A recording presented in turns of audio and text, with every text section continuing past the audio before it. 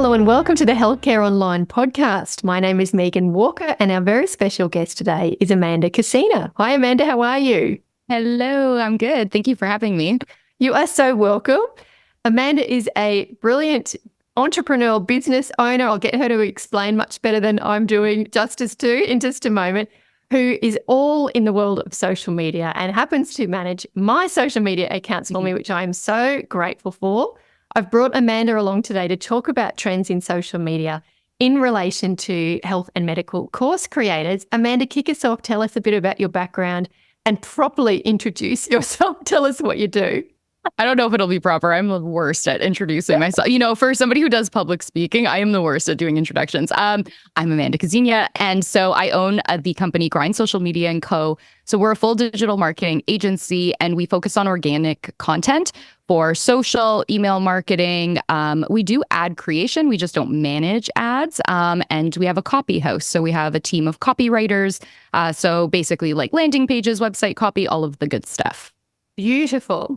Now, tell us about the role of social media for healthcare course creators. Yeah. So, it's really interesting because we've seen courses just take off in the online space in the last couple of years. And so I really feel like right now for course creators on social, it's about getting the message out there that you have something to offer to the world, because if you're not doing it through these public channels, right, and your email and potentially ads, but if you're not doing it through these organic channels, you're missing out on an opportunity of just free space, free space in the world to get that out there, to make some money, to help inspire others, to help change lives, whatever it is that you're doing this course for a reason. Like, you've put the time and the energy and the effort and the investment into it. So you're doing a disservice to those people that, need it. And so if you're not out there, talking about your actual programs, then why did you create it in the first place? Is really where I get at with this kind of stuff. Absolutely. And so in terms of making the sale of selling the online course, is that the role of social media? Yeah. So when I look at, if we talk about Instagram, Facebook specific, we're top of funnel when it comes to organic. So really it's almost like the new, I look at it like the new Google. So people are using social media as their search engines. We know this. TikTok has done the research on it. Instagram has done the research on it. So they're using that search and it as a search engine. They're using the little bar at the top and they're typing in what they're looking for. And so when we look at our social media, we should really look at it as top of funnel. So people are coming, they're getting to experience you. If you're the person delivering the program, if they're having touch points with you, why am I going to buy from you if I don't know who you are and what you offer, what your experience is, what is it that you're actually going to be teaching me? So if I, as a consumer, as somebody that does buy courses, right, if I don't know who that person is, then I'm not really trusting to purchase from a stranger on the internet, right? It's kind of like, so when we look at our social, we look at it as top of funnel. So from that funnel, right, where does it go? So we need to be sending them somewhere. So whether that's a free webinar, a lead magnet, or directly into your actual information.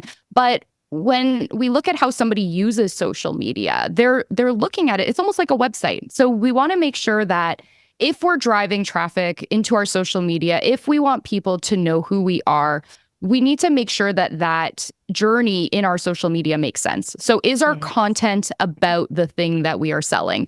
Is our bio optimized to let that person know instantly what it is that we do and what it is that we are offering? So there's very simple things that you can do on social so that people, when they get there, they stay there, right? And then they kind of go around and then they're like, they click that link and now they're in your actual website, but they're not going to get to the website if you have nothing on your social, nothing talking to them, nothing inspiring them, nothing engaging. So when we look at what that sales process looks like, we're looking at it as a foot in the door to kind of get to know you, right?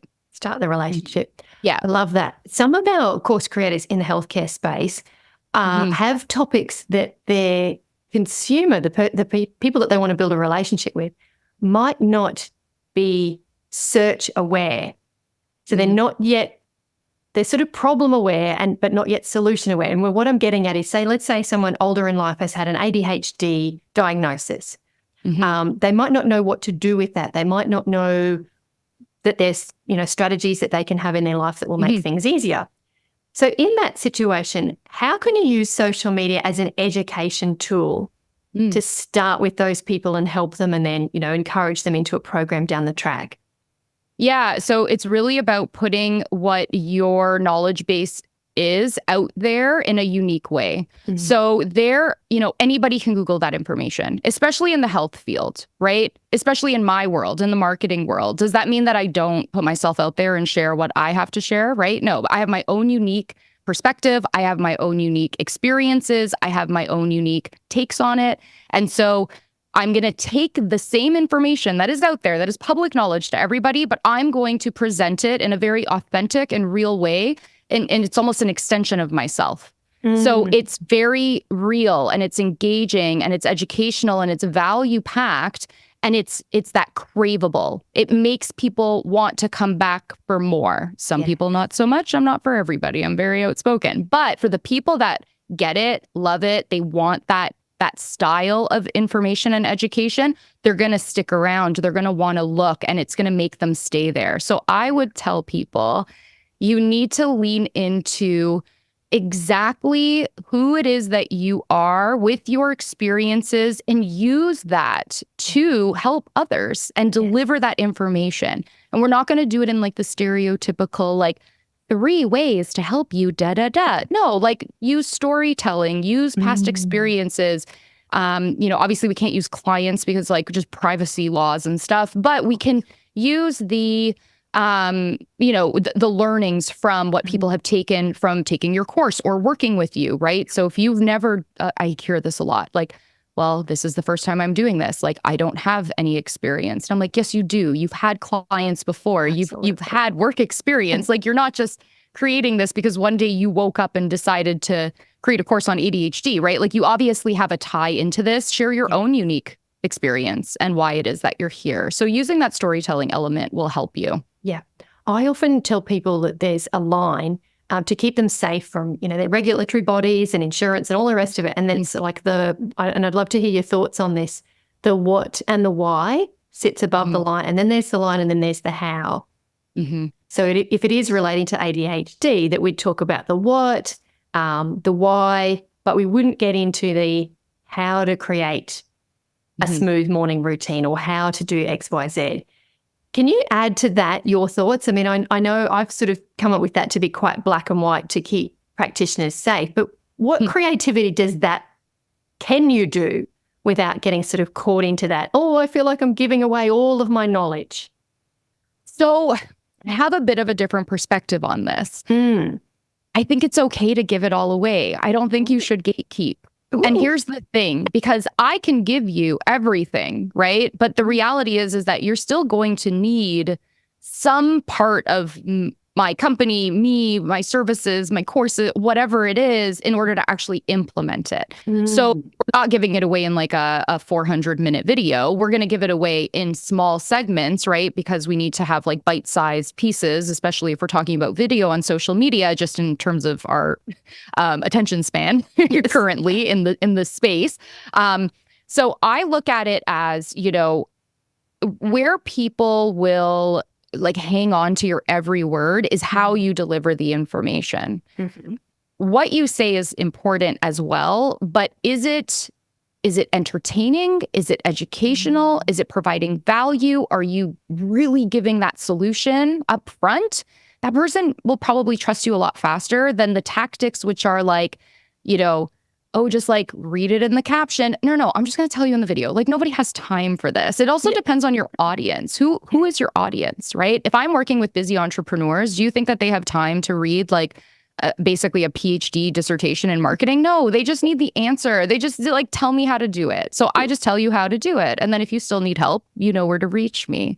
So when we're looking at how we present the information on social, don't be afraid to give it away. It's okay, right? Like, as long as you're not giving away like the formula, like the clinical thing steps. like that's a little different. And, there's different regulatory like bodies that you have to observe there. But I think it's okay to actually put a little bit more out there. It's different. It's unique. And if your ability to deliver that information is holding their attention, then why wouldn't you just keep going? Like, you're going to give it away in a webinar, aren't you? Yeah. Right? Well, like, get them to the webinar. I'm not going to go to your webinar if you're just going to tease me. Like, you got to give me a little bit, I think something. I agree. Yeah. Yes. Okay. So let me paint a picture for you. And I've been guilty of advising people to do this as well, is making social media quite formulaic. So Mondays we'll have motivational post. Wednesdays, I know you've seen all of this done to death. Wednesdays we'll have a tip. Fridays we might go live. And let's say we're cycling through that, but we're just sort of scheduling it all in advance. We're not really engaging and we're not getting our posts visible. If we called that position sort of A, what's best practice? What does better than A is probably not good. Maybe we've given it like a really good grading by accident. That's okay. So if that's the basics, tell me what's best practice. Yeah. Okay. So I'm not opposed to that getting ahead and scheduling thing. I'm really not. Because at the end of the day, for me, especially for somebody who's not used to putting themselves out there, if that works and it is accessible to you and you are going to be consistent that way, then start there. And it's a perfect place to start, but it's the beginning. From there, we need to remember what social media is. Social media. So we need to be social on the app. And so that doesn't mean that you need to be there every single day showing up, doing the thing. I do have people that is it. Like their social media is the moneymaker. So we have to look at, what is the goal? Is the goal to create trust and awareness? Yeah, you're probably going to have to show up a little bit more than 2 times a week. Is the goal to sell and like really sell out launches? I sell out everything on my social. I don't run ads. Like everything is done on social. But I am a very active person on social. It is not for everybody.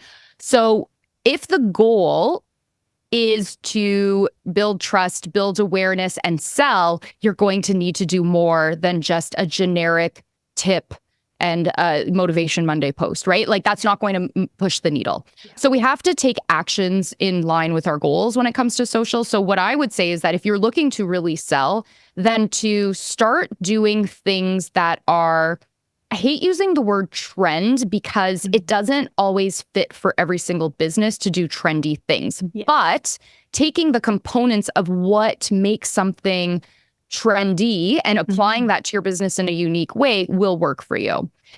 But above all of that, you need to make relationships. So if you're not having engaging captions that are creating conversations in your comment section, if you're not posting on your stories that are, your DMs, a good like kind of test as to whether or not you're engaging with your audience properly is the amount of DMs that you're getting or questions or, the comments. So you're creating conversations, you're creating social media. So essentially people forget that. And they've gotten into this habit of, I need to keep up with the Joneses. I just need to post every day. Yeah. Well, if we just post to post, we're not going to really make any movements. Yeah. We need to post with intention. So what am I trying to say with this post? Who am I trying to reach? What kind of conversation do I want to have out of this? That is where we come from when we come at our content. So it's okay to have Monday and Wednesday and Friday set up, but what could we be doing on Tuesday and Thursday then that I'm only actually now telling you have to show up twice a week? You could do that. You probably can do that. You probably can find 10 minutes on a Monday or a Tuesday and 10 minutes on a Thursday to go in there and have conversations. And a lot of the sales and the relationships, like true relationships that I've built has been because of my stories and not really in my reels. Like if you go to my my personal account, which has a large following, in my bio, it says, find me in my stories, because I very rarely post in my feed because I just don't have time to create content. But I'm I'm constantly showing up in my stories, and I've built and sold out 2 book launches, like just from stories, and 1 in-feed post. Like we're talking hundreds of copies. So it's possible, but it's what's the intention? What are you willing to put in to then get out, right? Yes. So when people are like, well, I've been posting 2 carousels a week for 6 months and I have seen 0 return. Social media isn't for me. And I'm like, no, social media really isn't for you if you think that posting 2 carousels a week for 6 months is going to get you anywhere, right? Like we have to move in the direction in which social is right now, which is video. Like if you don't like it, hire somebody to do it for you.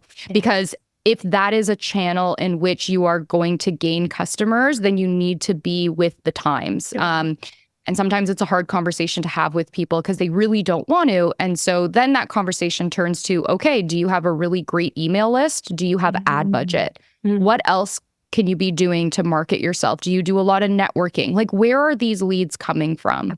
Like, do you do events? Do all of the things. Try all of it. Don't just go, I did those 2 carousels. It didn't work. So my audience, there's something wrong with my audience. Yeah, exactly. That's so amazing. Like it's a whole different culture shift of living, breathing, being inside social media. I'm hearing the difference to, okay, set and forget. It's kind of like basic. You've painted us a really good picture. I can almost hear my audience with their pushback, and that's okay because I'm going to get you to challenge their resistance on pretend they're saying to us, but I'm seeing 7 patients every day.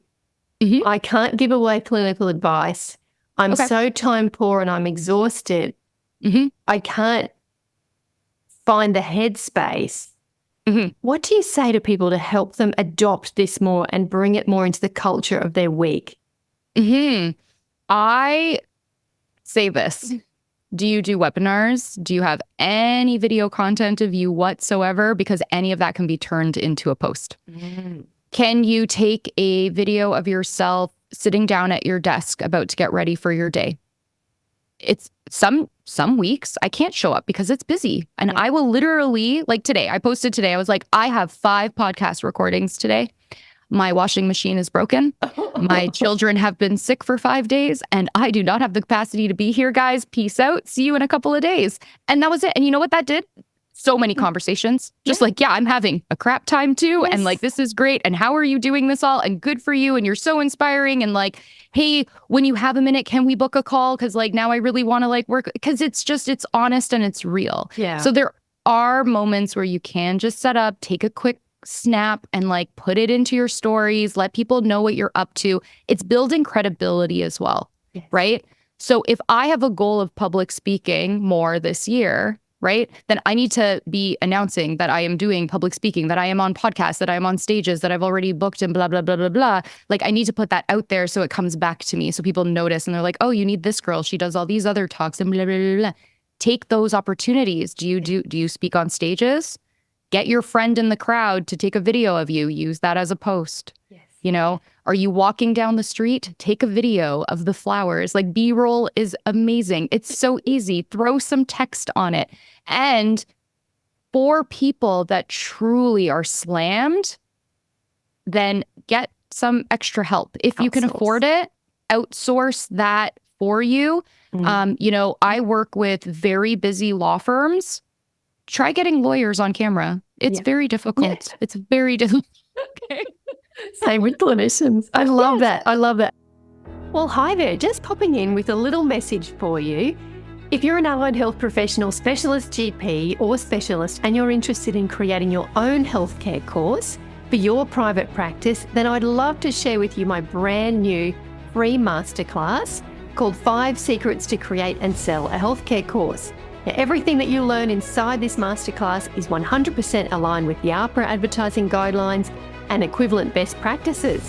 So head over to meganwalker.com/5 secrets, the number 5 secrets.